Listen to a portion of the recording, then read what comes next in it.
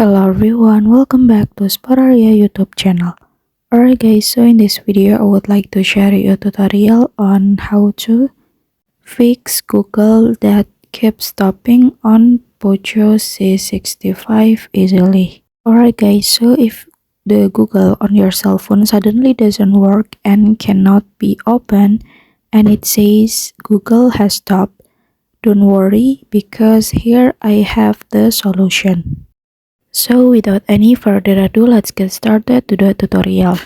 Okay, the first thing first that you have to do is now you can go to Google and then you can hold on press like this until there's a menu, and then now you can go to apps info, and so yeah, after that now you can go to the storage,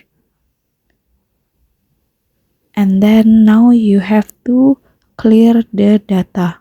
And the purpose of deleting all data is so that the Google settings on your cell phone return to their original settings, guys. And so yeah, after that, the second way is now you can restart your cell phone, and after your cell phone turns on again, the Google can be used.